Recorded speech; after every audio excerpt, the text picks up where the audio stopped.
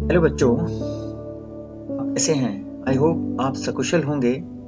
और सीखने की इस अगली श्रृंखला में आज का हमारा विषय है ज्ञान सागर में संकलित एकांकी बहू की विदा, जिसके लेखक हैं विनोद रस्तोगी।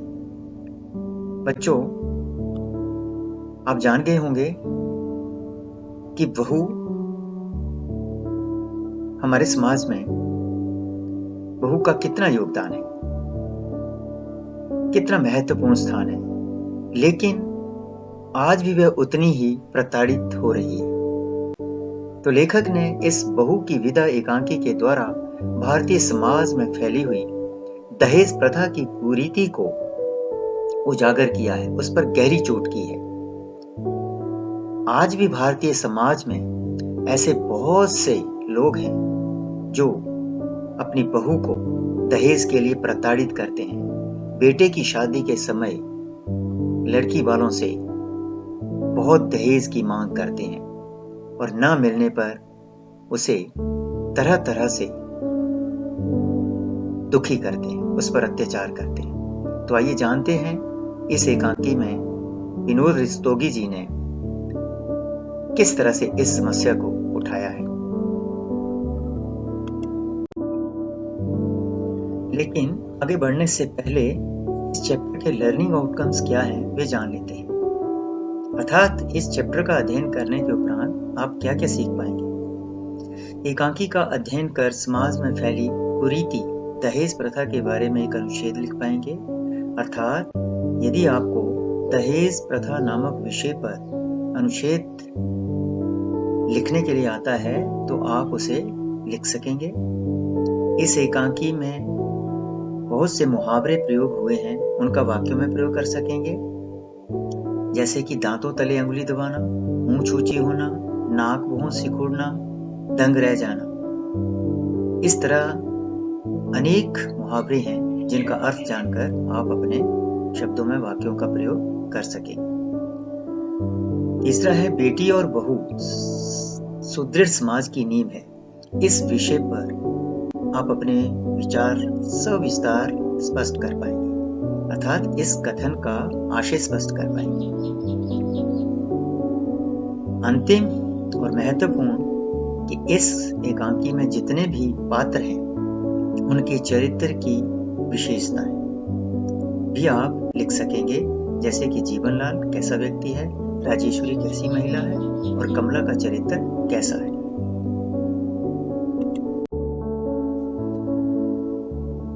इस एकांकी में जितने पात्र हैं, मुख्य पात्र हैं, उनका परिचय प्राप्त कर लेते हैं। इस कहानी में जीवनलाल प्रमुख पात्र है। ये सारी कहानी उसी के इर्द गिर्द घूमती है। वह एक धनी व्यापारी है और उसकी आयु है 50 वर्ष। राजेश्वरी जो कि जीवनलाल की पत्नी है, उसकी आयु है 46 वर्ष। रमेश जीवनलाल का पुत्र है और उसकी आयु है 22 वर्ष। कमला रमेश की पत्नी है, अर्थात जीवनलाल की बहू है और उसकी आयु है 19 वर्ष। प्रमोद जो कि कमला का भाई है और उसकी अवस्था है 23 वर्ष। इस प्रकार इस एकांकी में ये प्रमुख पात्र हैं जो कि सारी कहानी इन्हीं के साथ साथ घूमती है। क्या निर्णय किया आपने? विदा नहीं होगी। लेकिन जरा सोचिए तो, यदि आपने विदा नहीं की तो बहन की क्या दशा होगी? मैंने उसकी दशा का ठेका नहीं ले लिया। हर लड़की पहला सावन अपनी सखी सहेलियों के साथ हंस खेल कर बिताने का सपना देखती है। जानता हूँ। यह जानकर भी अपना निर्णय सुना चुका हूँ। विदा नहीं होगी। यदि मैं कमला को बिना लिए ही गया तो माँ का हृदय टूट जाएगा। मैं मजबूर हूँ। अगर माँ बहन का इतना ही ख्याल था तो दहेज पूरा क्यों नहीं दिया? अपनी सामर्थ्य के अनुसार जितना भी हो सका हमने दिया। फिर भी अगर तुम्हारी सामर्थ्य कम थी तो अपनी बराबरी का घर देखते। झोपड़ियों में रहकर महलों से नाता क्यों जोड़ा? जी, देना तो दूर, बारात की खातिर भी ठीक से नहीं की गई। मेरे नाम पर जो धब्बा लगा, मेरी शान को जो ठेस पहुंची, भरी बिरादरी में मैं जो हंसी हुई, उस करारी चोट का घाव आज भी गहरा है। जाओ कह देना अपनी माँ से कि अगर बेटी की विदा कराना चाहती हो तो पहले उस घाव के लिए मरहम भेजिए। जी, आप इस समय तो विदा कर दें। हम गोने में आपकी हर मांग पूरी करने की चेष्टा करेंगे। मैंने दुनिया देखी है प्रमोद, ये बाल धूप में सफेद नहीं हुए हैं और तुम कल के छोकरे मुझे बेवकूफ बनाना चाहते हो। यह आप क्या कह रहे हैं? ठीक कह रहा हूँ, मेरा फैसला आखिरी है। विदा तभी होगी जब 5000 नकद इस हाथ पर रख दोगे। यह तो सरासर अन्याय है। शिकायत आपको हमसे है। उस भोली भाली लड़की ने आपका क्या बिगाड़ा है जो विदा ना करके आप उससे बदला ले रहे हैं? अगर रमेश बाबू हो तो वह क्या कर लेता? मेरे सामने मुंह खोलने की हिम्मत नहीं है उसमें। वह मेरा बेटा है, तुम्हारी तरह बड़ों के मुंह लगने की बदतमीजी करने वाला कोई आवारा छोकरा नहीं। बाबूजी, बेटी वाला समझकर ही आप मेरा अपमान कर रहे हैं। किंतु यह ना भूलिए कि आप भी बेटी वाले ही हैं। हाँ, हम भी बेटी वाले हैं, लेकिन तुम्हारी तरह नहीं। पिछले महीने हमने भी अपनी गौरी की शादी की है। ऐसी खातिरदारी की कि बारात वाले दंग रह गए। इतना दहेज दिया कि देखने वालों ने दांतों तले उंगलियां दबा ली। तुम मेरी बराबरी कर रहोगे? बेटी वाले होकर भी हमारी मूंछ ऊंची है, समझे? जी, रमेश गया है गौरी को विदा कराने। कुछ देर में उसे लेकर आता ही होगा। मेरी बेटी पहला सावन यहाँ बिताएगी। तुम्हारी बहन के सपने कभी पूरे नहीं होंगे और उसके सपनों के खून का दाग तुम्हारे हाथों और तुम्हारी माँ के आंचल पर होगा, समझे? जो हमारी बहन है, क्या वे आपकी कोई नहीं है? बेटी और बहू को एक ही तराजू पर तोलना चाहते हो? बेटी बेटी है और बहू बहू है। ठीक है, जब आप अपनी जिद पर अड़े हैं तो विनती करना व्यर्थ है। क्या जाने से पहले एक बार बहन से मिल सकता हूँ? जरूर, और हाँ, उसे यह भी बताते जाना कि अगली बार मेरे लिए मरहम लेकर विदा कराने कब आओगे। अरे सुनती हो गौरी की माँ, जरा बहू को भेज दो अपने भाई से मिलने आकर। मैं तब तक देखूं कि माली के बच्चे ने झूला ढाला या नहीं। गौरी के लिए झूला डलवा रहा हूँ लॉन में। बैठ जाओ कमला।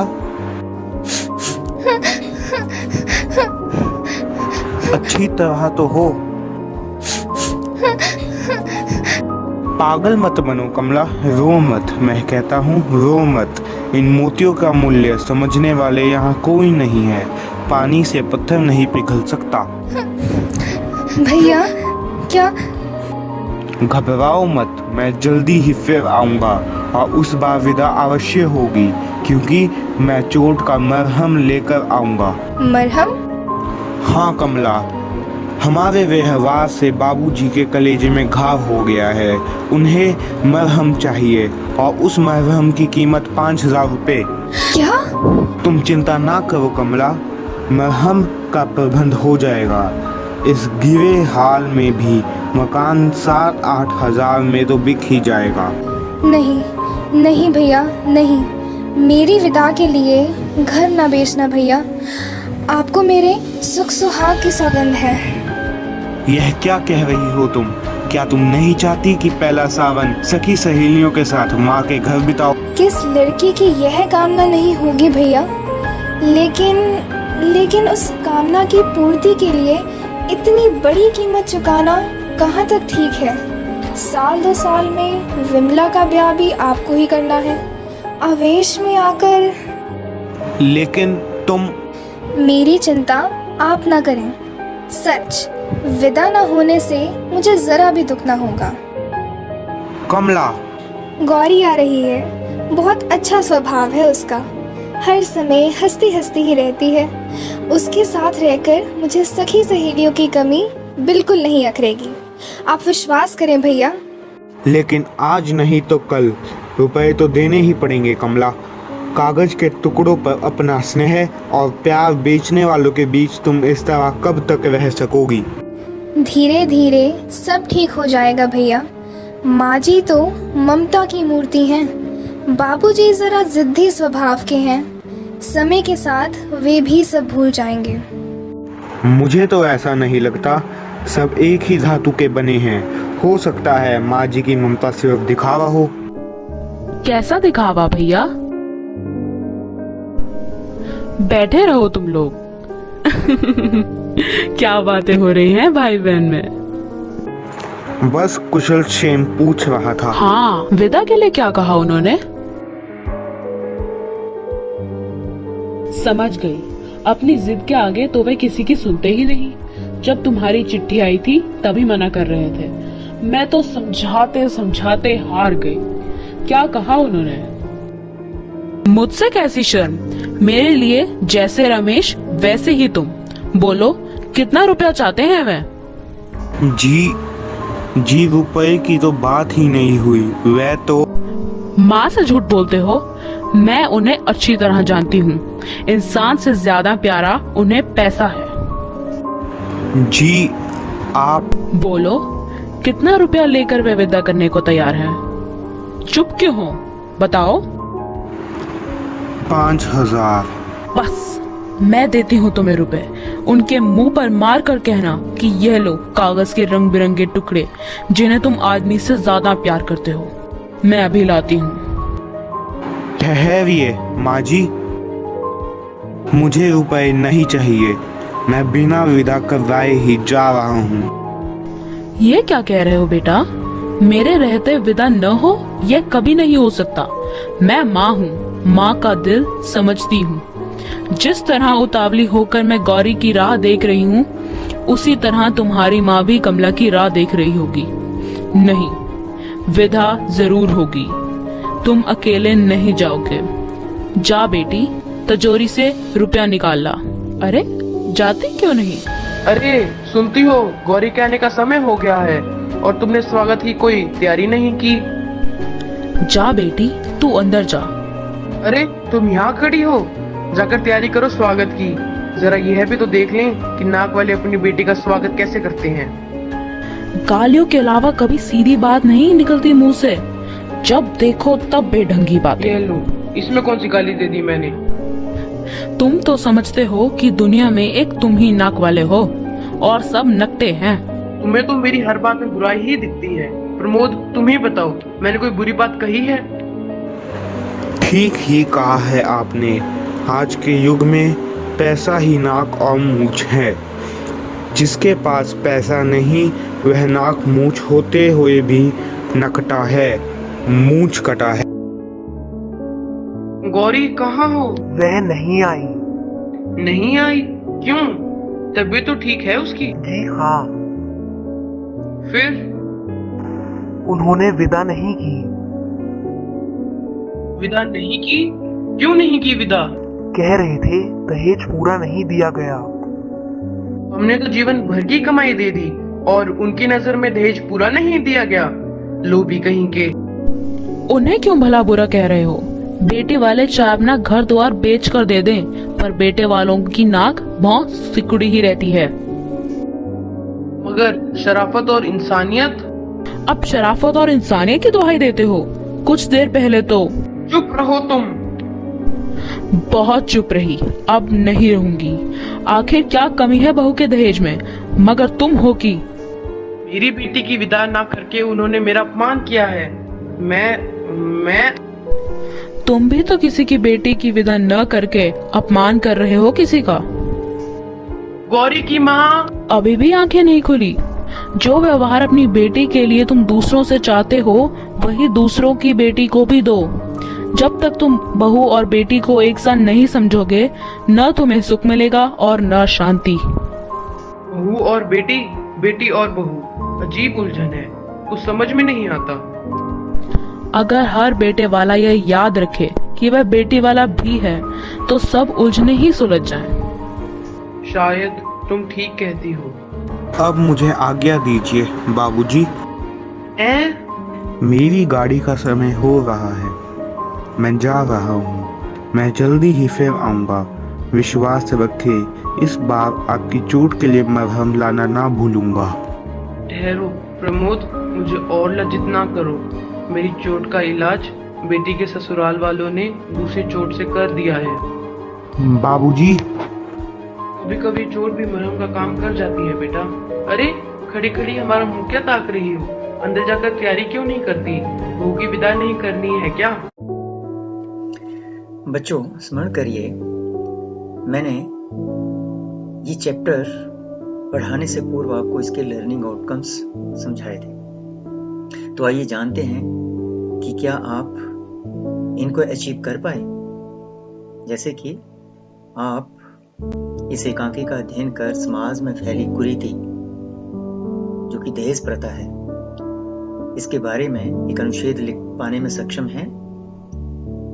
एकांकी में जो मुहावरे आए हैं, क्या उनका आप अर्थ जान गए और उन मुहावरों का वाक्य में प्रयोग कर पाने में समर्थ हैं? बेटी और बहू में जो समाज में अंतर किया जाता है, क्या इस कथन को आप विस्तार से लिख पाएंगे? और अंतिम और महत्वपूर्ण था कि इस एकांकी में जो मुख्य पात्र हैं, जीवनलाल, राजेश्वरी, कमला, इनके चरित्र की विशेषताओं को जान गए? यदि आप नहीं जान पाए तो इस वीडियो को आप पुनः देख सकते हैं ताकि इसका अच्छे से अध्ययन किया जा सके। धन्यवाद।